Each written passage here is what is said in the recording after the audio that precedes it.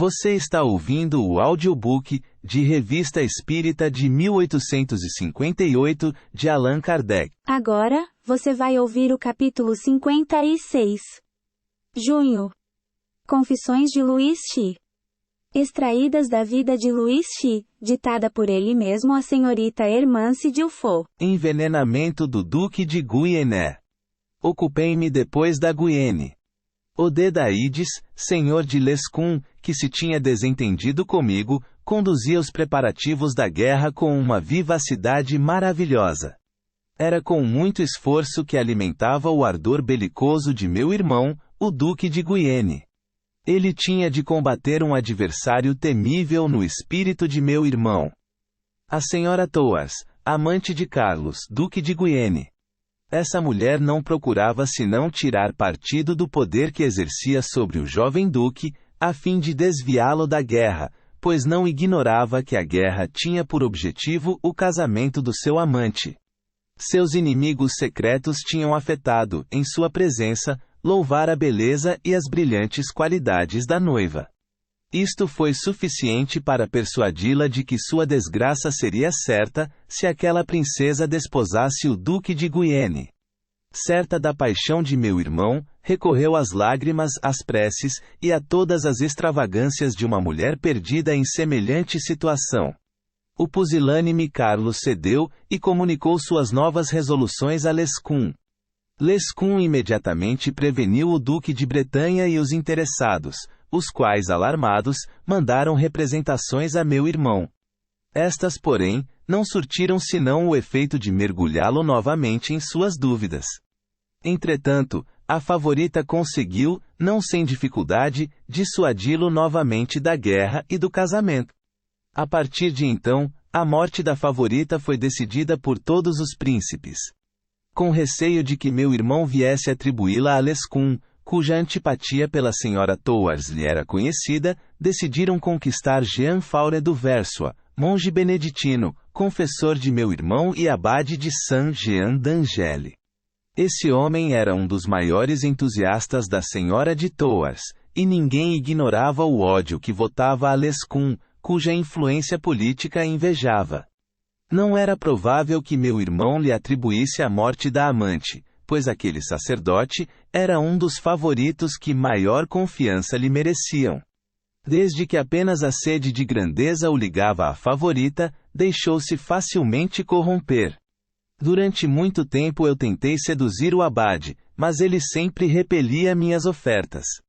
Entretanto, deixava-me a esperança de atingir o meu objetivo. Ele facilmente percebeu a situação em que se meteria prestando aos príncipes o serviço que lhe pediam, pois sabia que não lhes era difícil desembaraçar-se de um cúmplice. Por outro lado, conhecia a inconstância de meu irmão, e temia tornar-se sua vítima. Para conciliar sua segurança com seus interesses, resolveu sacrificar seu jovem senhor. Tomando tal partido, tinha tantas chances de êxito quantas de fracasso.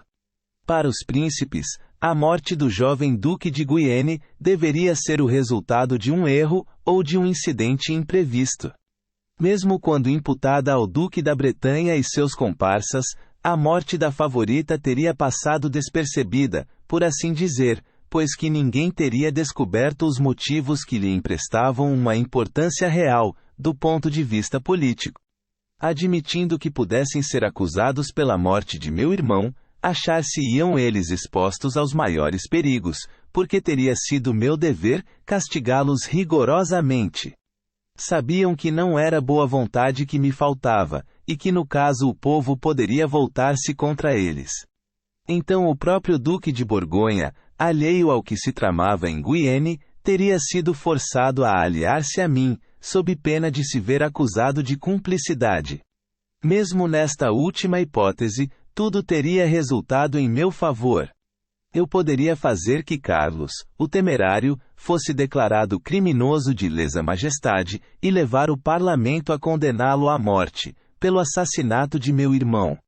Tais condenações, pronunciadas por aquele alto tribunal, tinham sempre grandes resultados, sobretudo quando eram de uma incontestável legitimidade. Vê-se facilmente que interesse tinham os príncipes em manejar o abade. Por outro lado, nada mais fácil do que desfazer-se dele em segredo. Mas comigo o abade de Saint-Jean tinha maiores chances de impunidade. O serviço que prestava era-me da maior importância, sobretudo naquele momento, porque a liga formidável que se formava, e da qual o Duque de Guienne era o centro, deveria perder-me infalivelmente. O único meio de destruí-la seria a morte de meu irmão, o que representava a minha salvação. Ele aspirava ao favor de Tristão, o eremita, pensando que, por esse meio, elevar-se-ia acima dele, ou pelo menos partilharia minhas boas graças e minha confiança nele. Aliás, os príncipes tinham cometido a imprudência de lhe deixar em mãos provas incontestes de sua culpabilidade. Eram diversos escritos, e como estavam redigidos em termos muito vagos, não era difícil substituir a pessoa de meu irmão pela de sua favorita, ali designada nas entrelinhas. Entregando-me esses documentos, ele afastava de mim qualquer dúvida relativa à minha inocência. Por isto subtraía-se ao único perigo que corria ao lado dos príncipes, e provando que de nenhum modo eu me achava envolvido no envenenamento, deixava de ser meu cúmplice e me isentava de qualquer interesse em mandar matá-lo. Restava provar que ele próprio não estava metido nisso. Esta era uma dificuldade menor. Para começar, ele estava seguro de minha proteção. Depois, os príncipes não tinham provas de sua culpabilidade, e ele poderia devolver-lhes as acusações, a título de calúnias. Tudo bem ponderado, enviou-me um emissário que fingiu ter vindo espontaneamente dizer-me que o abade de Saint-Jean estava descontente com meu irmão. Vi imediatamente todo o partido que poderia tirar de tal disposição, e caí na armadilha preparada pelo astuto abade. Não suspeitando que aquele homem tivesse sido enviado por ele, despachei um de meus espiões de confiança. Saint-Jean representou tão bem o seu papel, que o emissário foi enganado. Baseado em seu relatório, escrevi ao abade, a fim de conquistá-lo. Ele aparentou muitos escrúpulos, mas eu triunfei, embora com alguma dificuldade. Concordou em ficar encarregado do envenenamento de meu jovem irmão. Eu estava tão pervertido, que não hesitei em cometer esse crime horrível. Henri de La Roche, escudeiro da repostaria do Duque, ficou encarregado de preparar um pêssego que seria oferecido pelo próprio abade à senhora de Thouars, enquanto merendava à mesa de meu irmão. A beleza desse fruto era notável. Ela chamou a atenção do príncipe, e o partilhou com ele. Apenas tinham ambos comido, a favorita sentiu dores violentas nas entranhas, e dentro em pouco expirou no meio de atrozes sofrimentos. Meu irmão experimentou os mesmos sintomas, mas com muito menor violência. Talvez pareça estranho que o abade se tivesse servido de tal meio, para envenenar o seu jovem senhor. Na verdade, o menor incidente poderia prejudicar o seu plano. Era, entretanto, o único que a prudência poderia autorizar. Ele admitia a possibilidade de um engano. Tocada pela beleza do pêssego, era muito natural que a senhora de Thouars chamasse a atenção de seu amante e lhe oferecesse a metade. Ele não poderia deixar de aceitá-la e de comer um pouco, ainda que por consideração. Admitindo que comesse apenas um pedacinho, isto seria suficiente para provocar os primeiros sintomas necessários. Um envenenamento posterior poderia determinar a morte, como consequência do primeiro. Os príncipes ficaram tomados de terror, assim que souberam das consequências funestas do envenenamento da favorita. Eles não tiveram a menor suspeita da premeditação do abade. Pensaram apenas em dar todas as aparências de naturalidade à morte da jovem senhora e à doença de seu amante. Nenhum deles tomou a iniciativa de oferecer um contraveneno ao infeliz príncipe, com receio de se comprometer. Realmente tal atitude daria a entender que o veneno era conhecido, e consequentemente, que alguém era cúmplice do crime. Graças à sua juventude e à força de seu temperamento, Carlos resistiu ao veneno por algum tempo. Seus sofrimentos físicos não fizeram outra coisa senão reconduzi-lo aos antigos projetos com mais ardor. Temendo que a doença diminuísse o zelo de seus oficiais, quis que esses renovassem o juramento de fidelidade.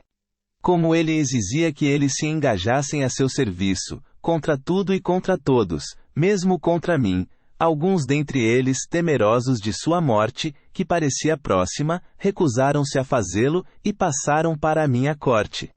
Observação: no número anterior vimos os detalhes interessantes, dados por Luís XI, relativamente à sua morte. O fato que acabamos de relatar não é menos notável, sob o duplo ponto de vista da história e do fenômeno das manifestações. Aliás, só tínhamos dificuldades quanto à escolha. A vida desse rei, tal qual foi ditada por ele próprio, é incontestavelmente a mais completa que possuímos, e podemos dizer, a mais imparcial.